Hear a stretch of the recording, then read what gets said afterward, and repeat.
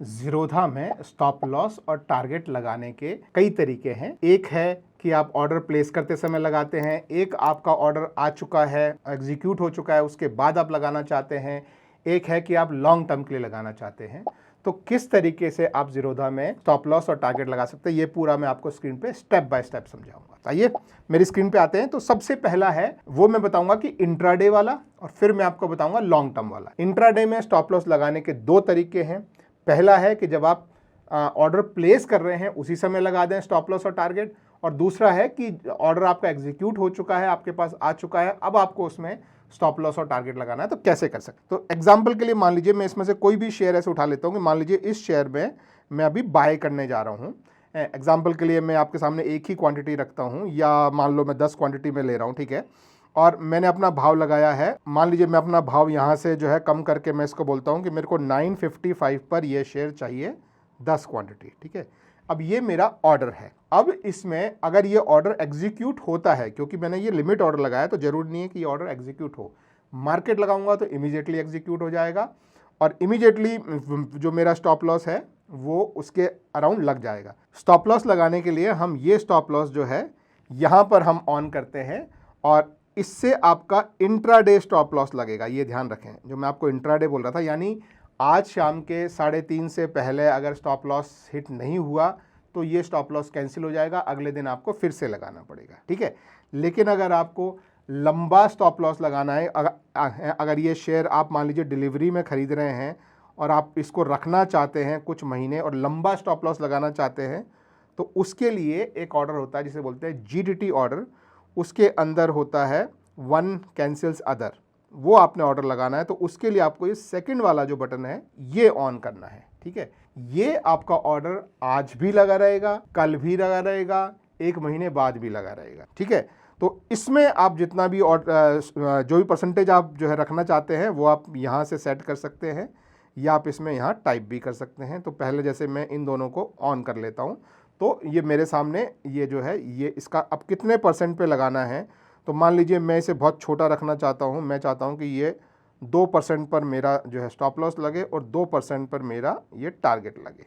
तो ये एक बहुत सिंपल सा तरीका है जो है आपके स्टॉप लॉस और टारगेट लगाने का, और ये आज के आज भी लगा रहेगा, आज के बाद भी लगा रहेगा। सिर्फ इसकी रिक्वायरमेंट है कि आपके अकाउंट में DDPI जिसे बोलते हैं वो एनेबल्ड होना चाहिए। अगर एनेबल्ड नहीं है तो नीचे आपको डिस्क्रिप्शन में एक वीडियो भी मिल जाएगा कि DDPI कैसे चालू करते हैं ज़ीरोधा में। DDPI से होता क्या है मैं आपको थोड़ा क्विक में समझा देता हूँ कि आपके जो शेयर जब आप स्टॉप लॉस लगा रहे हैं, टारगेट लगा रहे हैं, तो ऑटोमेटिक बेचे जाएंगे। तो वो बेचे जाने की परमिशन जो है वो आपको हर दिन सुबह एक बार आपको CDSL पे जाकर OTP डालकर देनी पड़ती है। अगर वो नहीं करना चाहते हैं तो ये आप DDPI एनेबल कर देते हैं। तो DDPI एनेबल हो गया तो रोज रोज वो काम करने की जरूरत नहीं होती है। तो ये ऑर्डर जो है DDPI एनेबल्ड है, तो आपके जो भी आप ये लगाएंगे वो आपका लग जाएगा। और यहाँ से स्वाइप टू बाय में आप इस पर जो है वो क्लिक कर देंगे। अब आप यहाँ पर ऑर्डर्स में जाके देखेंगे तो आप देखेंगे कि आपका ऑर्डर जो है वो अभी ओपन में है। आपका ऑर्डर अभी ओपन में है, एग्जीक्यूटेड में नहीं है। जैसे ही ये ऑर्डर एग्जीक्यूट होगा आपके स्टॉप लॉस और लिमिट के जीडीटी ऑर्डर जो है वो लग जाएंगे। और जीडीटी ऑर्डर लगने के बाद कहाँ दिखते हैं, ये ऊपर जो जीडीटी वाला जो सेक्शन है यहाँ पर आप जाएंगे तो यहाँ पर आपको आपके ऑर्डर जो है एग्जीक्यूट होने के बाद दिख जाएंगे। तो ये तो हो गया एक तरीका कि जब आप ऑर्डर प्लेस कर रहे हैं तब का तभी लगा दी। दूसरा जो तरीका है वो है आपके पोर्टफोलियो में जाके जो शेयर है उस पर आपको ऑर्डर लगाना। तो यहाँ पे मान लीजिए जैसे कोई भी आपका एक शेयर है, मान लीजिए मुझे लग रहा है कि कोई भी एक एग्जांपल के लिए मैं शेयर ले लूँ, कोई रिकमेंडेशन वगैरह नहीं है। लेट्स से ये एक शेयर है, मुझे लग रहा है कि आज 1% भाग गया है, अब मुझे इसमें से एग्जिट कर लेना चाहिए। तो मैं मान लीजिए यहाँ पर अब मैं इसको थोड़ा सा ऊपर खींच के लेके जाता हूँ, तो यहाँ पर भी मुझे वही क्रिएट जीडीटी का ऑप्शन मिलता है। ये थोड़ा अलग तरह का दिखाई देगा, मैं इस पर क्लिक करता हूँ तो अभी देखिए यहाँ पे आपने पहले सेल चूज करना है और ये OCO लगाना है। जो मैं आपको OCO बोल रहा था, OCO का मतलब होता है वन कैंसिल्स अदर, यानी आप अपना स्टॉप लॉस भी लगाएंगे और अपना टारगेट भी लगाएंगे। जीडीटी में OCO में अच्छी बात यह है कि अगर आपका स्टॉप लॉस हिट हुआ तो टारगेट अपने आप कैंसिल हो जाएगा, और अगर आपका टारगेट हिट हुआ तो आपका स्टॉप लॉस अपने आप एग्जिट हो जाएगा। तो ये जो है ये आपका जो है वो आप यहाँ पर जो है लगा सकते हैं। जो भी ट्रिगर प्राइस आप रखना चाहे हैं, जैसे अभी इसका भाव 747 है, तो मान लीजिए मैं इसको 700 पे लगा रहा हूँ और मेरा प्राइस भी मैं 700 पे रख रहा हूँ। अब इन दोनों का आप मतलब समझ लीजिए। आप बोलेंगे कि सर ये ट्रिगर प्राइस क्या होता है और ये एक्चुअल प्राइस क्या होता है। क्वांटिटी तो जो मैं रखना चाहूँ, आपको पता होगा कि भाई जितने शेयर मैं बेचना चाह रहा हूँ। ट्रिगर प्राइस और एक्चुअल प्राइस में क्या फ़र्क है, ये कैसे काम करता है थोड़ा समझिए। जब आप ये ओसीओ ऑर्डर लगाते हैं तो ये ऑर्डर आपके ब्रोकर के पास रखा रहता है। जैसे इस केस में जीरोधा ब्रोकर है तो जीरोधा उसको अपने पास सेव करके रखेगा और एक्सचेंज को नहीं भेजेगा, क्योंकि एक्सचेंज को कोई भी ऑर्डर गया तो वो अगर एग्जीक्यूट नहीं हुआ तो 3:30 पर अपने आप कैंसिल हो जाता है और ये हमको लंबे समय तक लगा के रखना है। तो इसको जीरोधा अपने पास रखता है जब तक कि ट्रिगर प्राइस नहीं आता। ठीक है, जैसे ही ट्रिगर प्राइस आएगा जीरोधा इसको एक्सचेंज को भेज देगा। ठीक है, अब एक्सचेंज को वो किस भाव पर जो है एक्सचेंज में ऑर्डर जाएगा, वो ये भाव है। तो ये भाव ट्रिगर जो है वो जीरोधा के लिए है या ब्रोकर के लिए है और ये भाव जो है ये एक्सचेंज के लिए है। तो अभी ये देखेगा कि 700 का भाव आ ही गया है तो खट से 700 के भाव में आपका सेल ऑर्डर हो जाएगा। तो सेम चीज़ जो है वो आप यहाँ पे नीचे टारगेट में भी बिल्कुल जो है वैसे ही लगाएंगे कि लेट्स से यहाँ पे मैं अपना 800 का ट्रिगर रखता हूँ और 800 का ही यहाँ मैं अपना भाव रख देता हूँ। तो मैंने अपना टारगेट भी लगा लिया, स्टॉप लॉस भी लगा लिया। ये फिर ध्यान रखें कि ये लॉन्ग टर्म के लिए है और आपका DDPI इसके लिए एनेबल्ड होना चाहिए।